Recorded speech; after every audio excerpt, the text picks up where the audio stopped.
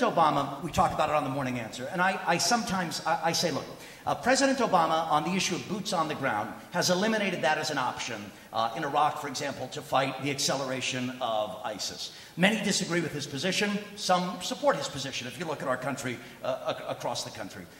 I ask you, if Republicans running now 16 days to go on the issue of ISIS, does there need to be more clarity from both sides? Hugh, you're looking intently at me like you've got something important to say.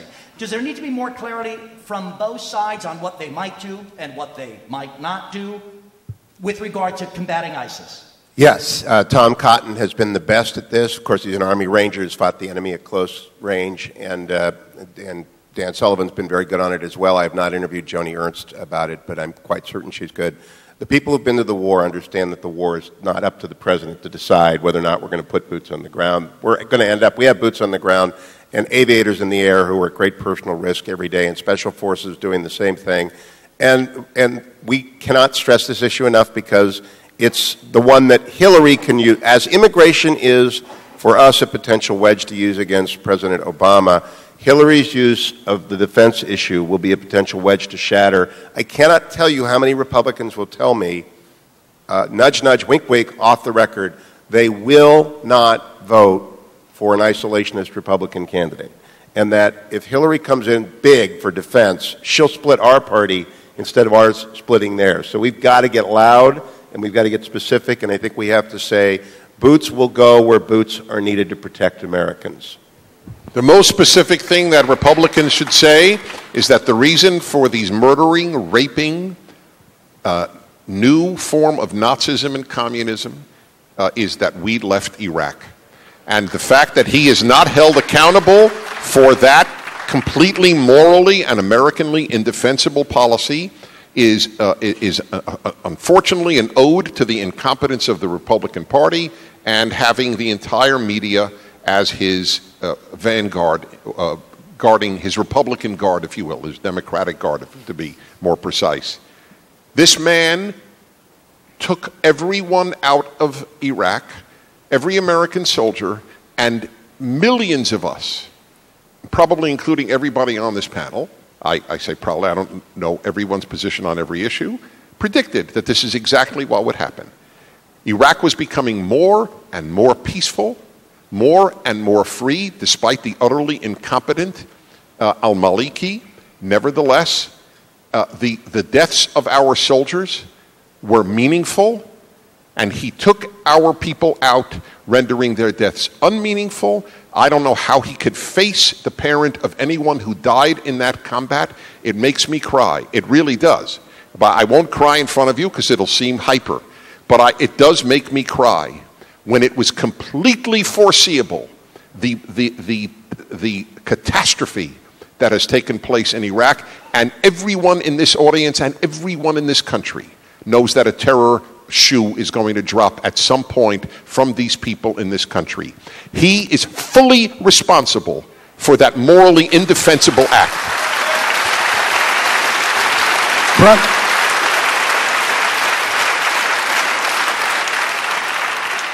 Bravo to what my friend just said. And I just want to say that I believe that it is crucial that we put this ISIS issue, that we put the national security issues into a larger context. And this goes back to what I was trying to say at the beginning. And it honestly needs to be confronted. We have a president of the United States who was elected with a tremendous surge of hope. And even people who didn't vote for him had a sense of hopefulness about Barack Obama. He ran as, yes, we can. Yes, we can has turned into, we can't do a damn thing. That America can't, I mean, look, we're confronting ISIS. We are the greatest military power in the history of planet Earth. And we are powerless, we are helpless to save this town of Kobani where the Kurds are fighting heroically. This is typical of what is going on in this country. We can't fix the Veterans Administration hospitals. Do you remember that? We can't get a secret service that defends the president. We can't have a better, more effective response to Ebola, right? Not all of this. It is the general sense that Americans have that everything is breaking down. You want to know why the stock market goes down 260 points and then up 300 points and down 400? Because people have no idea, no sense that there is any direction in this country, that anyone is in charge, that anyone has a plan. And there's an overwhelming feeling that the President of the United States doesn't care. And the one thing that he does care about is, quote, his position in history. And it has to be very, very clear with this election that we send a message that Americans have to start growing again. We have to start building again. You know, one of the things, and this is an area where, honest to God, we can learn something. My brother, as you know, 26 years ago chose to make his life in Israel. And one of the things that they say in Israel right now, and you can even see this in the Palestinian territories, is the national bird of Israel isn't the eagle, and it isn't the vulture, and it isn't the turkey. The national bird of Israel is the crane, the construction crane. There is building going on everywhere. They build. We need to build. We need to be the party of stripping away regulations, of getting things done, actually creating stuff that people need. And if we can build our defenses, as you rightly said, if we can build the best planes, I mean, the idea that we are canceling some of the modernizations of the Navy and the Air Force, which is crucial to our future, it's crazy. We have to be the party of jobs, the party of growth, and the party of build it now.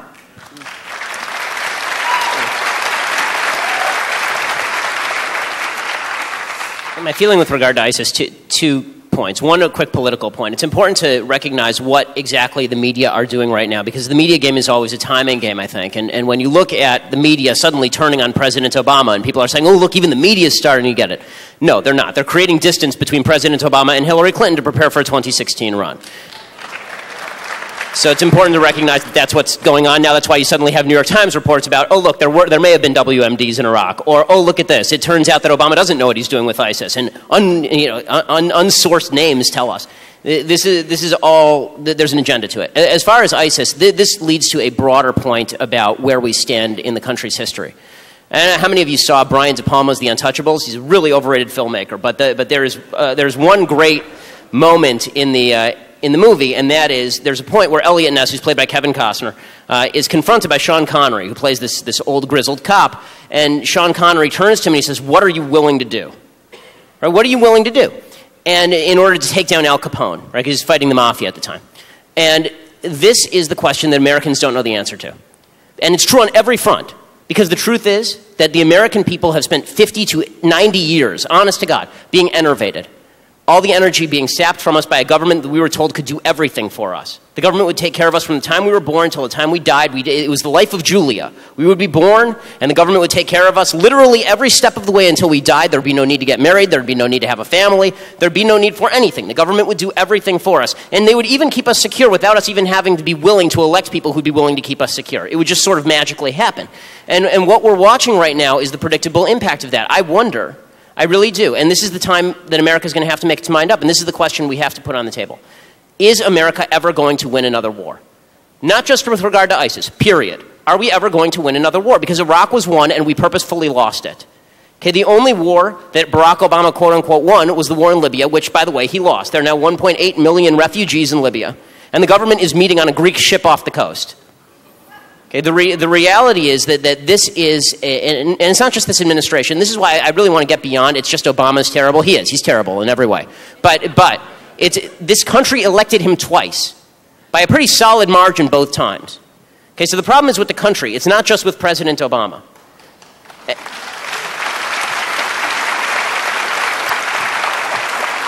Well, I would like to say that The Life of Julia was sexist because they never did A Life of John, and I was just wondering where the feminists were on that, but that's a different topic. You know, on ISIS... Well, they did. It's called John Kerry's Life. On the issue of ISIS, I think that ISIS is not the whole story. You have to remember that radical Islam is on the march all over the world. They're not just only creating a caliphate in the Middle East. They are on the march in Northern Africa. They are on the march in Eastern Africa. They have more resources now than they've had for a very long time. People in America feel like they're less safe now than they were before 9/11, and it's probably because they are less safe. And we can talk about the military aspect of things. My first step for the president would be to listen to his military commanders who have all said publicly this is not going to work. But I think what we're seeing with President Obama's approach to ISIS is exactly why we do not win wars. You know, the left has complained a whole lot about being in Afghanistan for so long and being in Iraq for so long. And when you take a look at, well, why have we been there for so long? Because you do not allow our men and women to fight wars in the way that they should, because you're more concerned about political correctness and taking care of everyone than getting it done. I had an uncle who was in the Army, and he did intelligence, and he would always talk about, well, if we can't see, you know, if bad guys are standing by this building, but we don't know what's in the building, we're not allowed to take out the building. If we see a guy planting an IED in the road in Afghanistan, we're not allowed to take them out. The mortality rate in Afghanistan for U.S. troops under Barack Obama, which no one ever talks about, and it's an atrocity, 72% of the troops who have been killed in Afghanistan since the war started have been killed since 2009 under Barack Obama's watch. And you ask why, and the maiming and the men and women who are getting their limbs blown off has gone up by something like 250% since 2009. And the reason for that goes back to this idea of political correctness. They're not allowed to take out the guy who's planting the IED because he might just be a civilian they need to take care of, and they're going to worry about what that looks like. That all starts back here at home, and we recently saw this with what happened in Oklahoma. So you have the federal government, Homeland Security, and the FBI releasing a memo saying, be on the lookout for lone wolf ISIS attacks, or lone wolf attacks in general, right? A guy goes into his workplace in Oklahoma and beheads a woman while he's screaming about Islam and kills her. And then the federal government deems it workplace violence. So on the one hand, 5 days before this happens, they're telling us to look out for lone wolf attacks. It happens, and then all of a sudden it's workplace violence.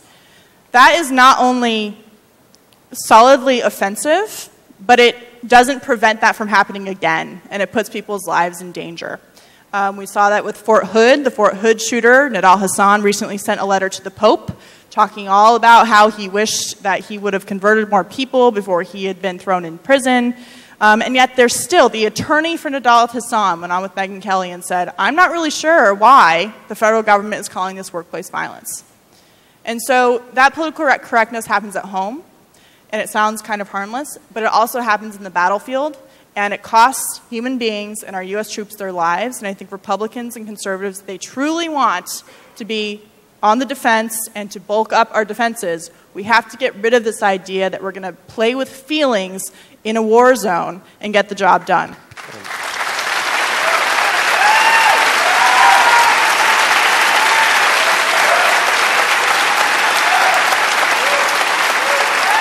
Good call, bringing Katie. Pat Roberts is going to win his Kansas seat because he brought up Gitmo and assured the people of Kansas that they would not close Gitmo and bring people to Leavenworth. That single issue is going to get him to win. For my benefit, I don't know if we can bring up the House lights, but I want all of our hosts to be able to talk about this tomorrow. I have two questions on which I need audience participation. Question number one.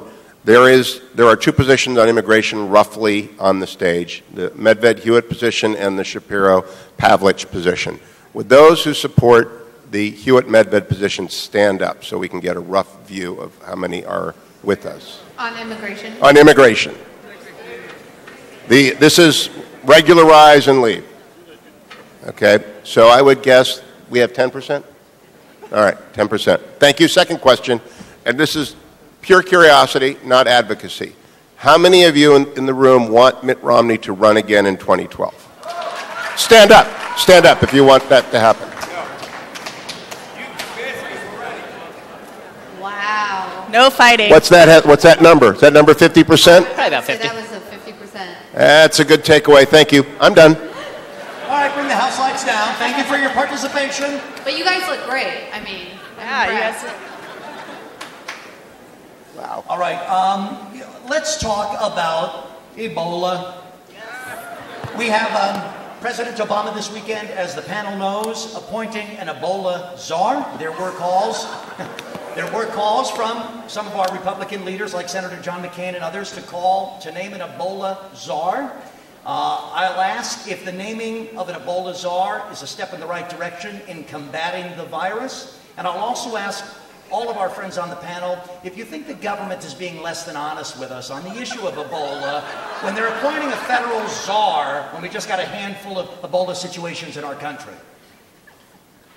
Well, Dennis and I were talking about this beforehand, because I think that Dennis has, I think, ticked some people off by claiming, I listen to Dennis's show every day, and Dennis ticked some folks off by saying that he's not particularly worried about Ebola. I'm not particularly worried about Ebola either, by the way. And my wife works at a hospital, and she actually had an Ebola scare at that hospital today. So we're still not that worried about Ebola because for all the reasons that you've already heard. It's not airborne. It's not transmitted through droplets at this point. It's not, you have to have direct contact with somebody who has it. Generally, late stage is more dangerous. It has to be not just touching on skin. It has to go through an open wound or through your eye or through your ear or through your mouth or something like that. Okay, beyond all of that, there's a second point, which I think that everybody on the stage agrees with, which happens to be my main point this evening, which is government sucks at everything. And so, Ebola doesn't scare me, but the government sucking at everything sort of does. Because it's not an Ebola crisis, it's just that the government can turn anything into a crisis. I mean, for the love of God, they've literally turned everything in my lifetime into a crisis. I mean, they've turned marriage, I didn't know how you could turn marriage into more of a crisis than it already was. You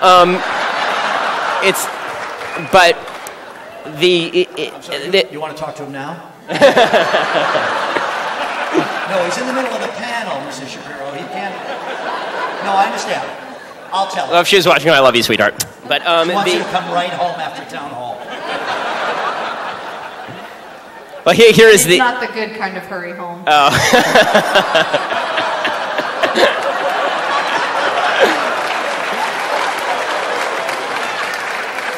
Well played, Alicia Krause. The bottom line is, of course, as far as naming Ebola czar, who cares? This is the same thing that we got in the aftermath of the Veterans Administration. Oh, it's got to be the head guy, and if he steps down, that'll fix everything. No, it won't. We have a massive bureaucracy. And it's not just one guy at the head of the bureaucracy who sucks at his job. It's generally the entire bureaucracy that kind of sucks at their job. The one thing that they could be doing and should be doing, and obviously are not doing, is stopping the travel from West Africa. Why is this so difficult? And I'm sorry, but this excuse about, well, we can't get aid workers in. Why is it that we can charter a flight anywhere on the planet for President Obama to fundraise, but we can't charter a flight into Liberia with some aid workers? Can we actually go to Katie next on this, and if you will indulge me and bring up what you had mentioned in the green room when we were talking about this subject, specifically with people coming here legally from Liberia? Well, the Obama administration in all of its glory, the Ebola crisis has been going on for a while. It didn't just start because we have a couple cases in the U.S. It's been happening since probably last year, but really started raging this summer.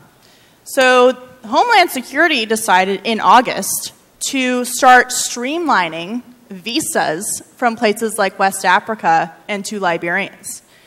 So not only were they coming here in the middle of the height of the Ebola crisis, the Obama administration was encouraging them to come. And Thomas Eric Duncan, the man who died of Ebola at a Dallas hospital and gave it to 2 nurses who are now fighting for their lives, his visa was approved in August. And then he came over.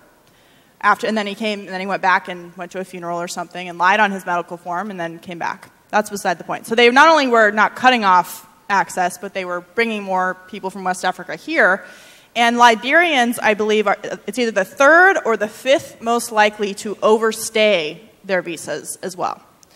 So there's that. But on the issue of the Ebola czar, I'm really glad you asked this question because Friday was one of those days last week where I just thought, I never thought I could be surprised again with everything that's going on. Things have been really crazy. I always ask people like Hugh, has it always been like this or is this just weird? Because I feel like maybe, and no, this is pretty much new, right? So with the Ebola czar, they decide to appoint the guy who has been advising Joe Biden. Joe Biden. Joe Gaff-tastic Biden. That guy's in charge now of the Ebola response. But it gets better. I was watching the press briefing, as I often do on a daily basis, the White House press briefing, and Josh Earnest, who isn't as good as Jay Carney in terms of entertainment value, says, "Oh yes, Ron Klain will be reporting to Susan Rice." Ron Klain is the Ebola czar.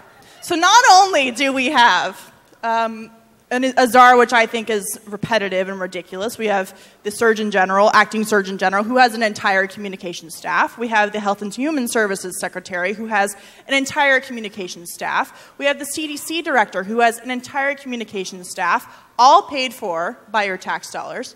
So now we have this another bureaucrat who has no medical experience. All he's done his whole life is advise Joe Biden and has his hand in every single Democratic campaign going back until anyone can remember. He was Janet Reno's chief of staff. So we have a guy who advised Joe Biden, was Janet Reno's chief of staff, and is now going to report to Susan Rice, heading up the Ebola crisis. I think everything will be fine. Apparently, I heard the other day that he also is the one that advised Joe Biden to go out on the cameras during the swine flu and tell people not to fly. So if we can expect more of that, it will be interesting. Yeah, the one amazing thing about Ron Klain is he was the guy in charge of the hanging chads. He managed for the Gore campaign the entire Battle of Florida and he did so well with that. Of course, he's exactly the guy you want handling Ebola. Here is what is so telling about this. And it really is telling a appointment. Ron Klain has a lot of political experience. All of it working for the likes of Al Gore, who we worked for mostly, and Joe Biden, and Janet Reno. I mean, the three pillars of strength and inspiration. He has absolutely zero, and Josh Earnest admitted this. He has zero experience in public health. Can I give you He has an no healthcare quote? background. So what this shows is that for President Obama, this is not a public health problem, it's a political problem. And that's the problem. Josh Earnest's quote, actually, on Friday was, "Well, we don't want someone with experience on Ebola." That's what he said. That was what he said. I'm going to dissent. I thought it was a good appointment for this reason. I'm scared the hell out of Ebola scares the hell out of me because the WHO statistics are 1,000 cases a week, going to 10,000 cases a week by December. Extrapolate that to February, and you have 100,000 cases a week. With a massive migration by land north towards the more populated area of the Middle East, which means Cairo, and then across the Mediterranean. And we're allowing between 100 and 150 West Africans to enter the United States every single day legally with visas issued with a 21-day incubation period. Tomorrow in the Washington Examiner, I have a column that is largely the email response. I'm a partner in a law firm, Aaron Fox, big national law firm, 300 partners, one of whom, a guy named Lowell Brown, is a extraordinarily well-respected healthcare systems advocate. He represents hospitals and healthcare systems, went through the AIDS crisis, went through SARS, knows the protocols. We are woefully unprepared to systematize any sort of public health document or a protocol. Only someone who can get into the president's office on short notice will be able to change this. And thus Ron Klain at least can do that if he gets good advice. And Susan Rice is not going to understand anything. I mean, she really is a hapless, hopeless national security advisor. And the president doesn't know anything about this. He is, I think, without much argument, the worst president in American history. But at least having someone in charge of a crisis whom he will see, which is not, if he had appointed a doctor or an Everett Koop of that sort of person, they would never have gotten in to see him. He'll listen to Klain because he's political. So I think it's a good appointment. I'd like to explain why I am not worried. Because I am clearly in a minority of Americans by all polls, and I think even in a minority of amongst you here, since 11 people clapped when it was said Dennis doesn't think it's a problem. And since 11 members of my family are here, I presume that it was restricted to that group. First, quoting the World Health Organization on anything in the future is problematic. And I'm being very, very gentle. I think they lie for a living based on inducing panics, whether it is over global warming or heterosexual AIDS in America. Remember that was a big deal in the United States? It was a huge deal in Africa. Huge. It was a catastrophe in Africa. It was virtually a non-issue in the United States, where gay men and intravenous drug users and their partners were virtually the only people in America, despite the fact that Time magazine put a young, white, heterosexual woman on its cover and said AIDS doesn't discriminate, which was a total lie. It discriminated profoundly. That's why no lesbian women got AIDS. So I don't trust them, and what the media are doing, including Fox News, on which I appear some degree of frequency, I am very saddened by, and my column this week is that the media scare me more than Ebola does, and they do. The media do scare. It shows how easily manipulated the public is. 2 Americans, 2 out of 330 million, 3 have it, but 2 got it in the United States, both of them in the room of a man dying of Ebola. One of them went on an airplane with it. Now, I admit the incompetence is staggering. I don't know how you call CDC. You were a nurse in an Ebola dying man's room. You have fever, but they say it's not enough fever. Go ahead. And even Dennis, I admit that's mind-blowing. And the I Have Ebola t-shirt didn't even that. That's right. So, as Ben was saying, the competence issue is separate from the worry issue. These 2 people got it in a room. They didn't know the protocol, obviously, and it got through an orifice. Now, what if 0 people on that flight, including the persons seated next to the woman with the virus, didn't get sick? Will that help any of you worry a little less about the ease with which it is contagious? 15 days. And Dennis. so 15 days. I'm sorry? 15 days 15 is what days Katie to was find saying. out. 15 Before days. people are symptomatic. I said if nobody on that plane ends up with symptoms. I didn't say, I'll give you 3 months. If nobody from that plane comes down with Ebola, then I think that says something. We had a living, unfortunate experiment. And so just as heterosexual AIDS was a catastrophe for Africa, but a non-issue in the U.S., though the media made it into a huge issue, I may be wrong. Now, you all hope I'm right if you're normal, and you're all normal, and I hope I'm right too, but I may be wrong. And if I'm wrong, it's the first panic of my lifetime, which is double the young people's lifetime, that a panic that the media spoke about was actually valid. I don't trust them. They want ratings, they want viewers, they want advertising, and I am bored out of my mind. I turn off the news the moment any talk about Ebola is there. I would love to ask Charles Krauthammer and George Will privately, and I will. Do you really think this is the issue that all you should be talking about when the greatest threat since the Nazis is rampaging through the Middle East? Is this what we should be talking about? By the way, Dennis, you should just know. Dennis, you should know that the media actually agrees with you down deep, because Dr. Nancy Snyderman, who is in West Africa, right, and a member of her crew obtained Ebola. She and her crew were put under quarantine when they came back to the United States. She proceeded to violate her quarantine so that she could go get a bowl of soup, really like a bowl of soup. She went out there with a guy in her crew to go get a bowl of soup while she was under quarantine, and she was the on-the-scene reporter from West Africa to report on Ebola. So even the members of the media who are turning it into a crisis don't really think it's that much of a crisis. We've talked a lot on the panel tonight, and I think it's been very interesting about how the left likes to use humans as their personal experiments. And an experiment that has cost thousands and maybe even millions of people, specifically in African nations, their lives, was ending the use of DDT.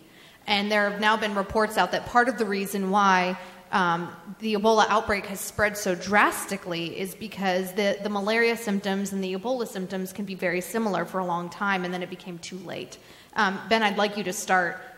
Can this be, because it's for the environment and it's for the planet, can this be an issue that Republicans take up and say, hey, what's happening here? Isn't human life more valuable than that of a bird?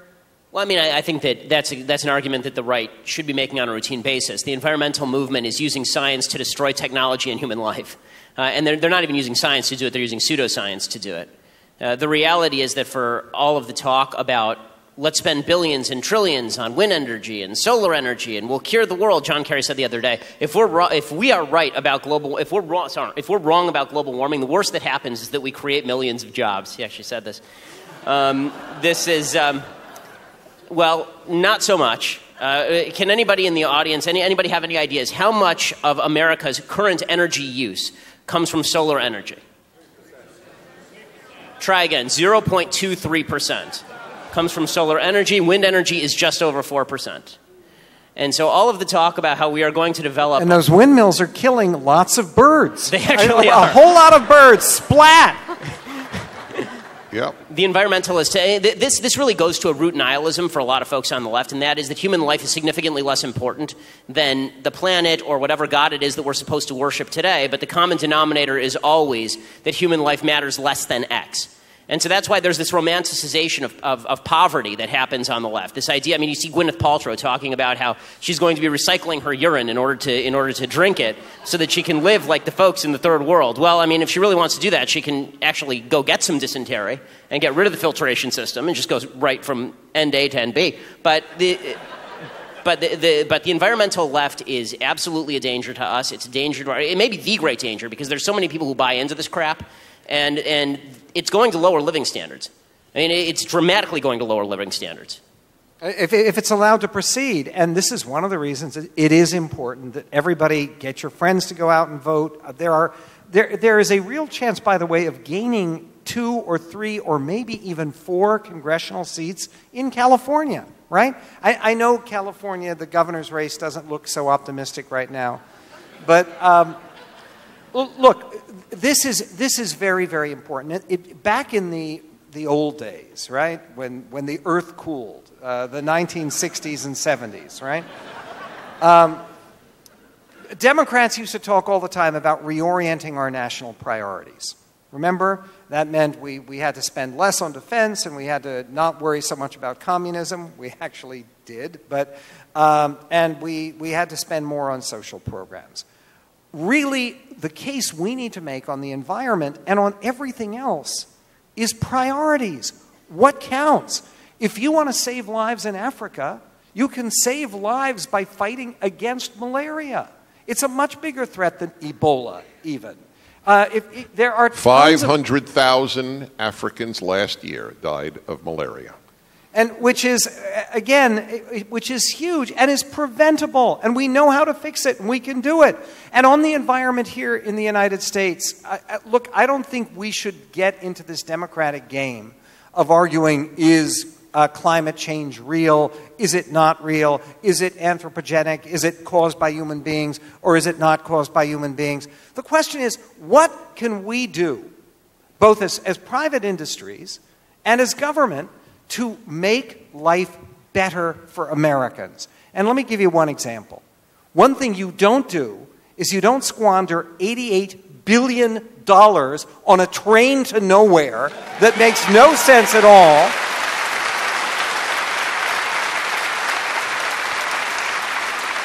And maybe devote that money to building parks. This is, people love parks and open space. And by the way, I think it's a terrible thing when conservatives lose the idea that part of being conservative means we should be conservationists. It is a good thing that people can go out and hike and camp and hunt and fish and enjoy the outdoors. That's part of the great joy of living in Southern California. Now, I'm astonished by Dennis on Ebola, the conservative view of history being that anything that can go wrong will go wrong. Malaria is opposite to this crowd because the chance of anyone dying in this crowd from malaria is almost zil. We don't know what it will be about Ebola a year from now. But would you bring the lights up again? I have a question. You're going to ask how many people have Ebola? No, I'm going to ask. I'll tell I want to know. One lucky answer, listener, has Ebola under your seat right now. There is a Prager view on Ebola and there is a Hewitt view on Ebola. Would those of you who agree with Dennis's view on Ebola stand up?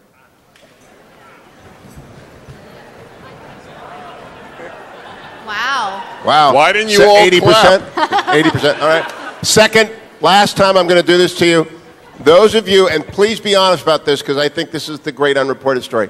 Those of you who follow and care passionately about the Common Core debate, would you stand up? Common Core.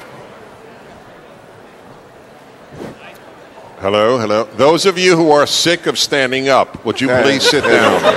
All right, I'm tweeting out these data points because what you are, you're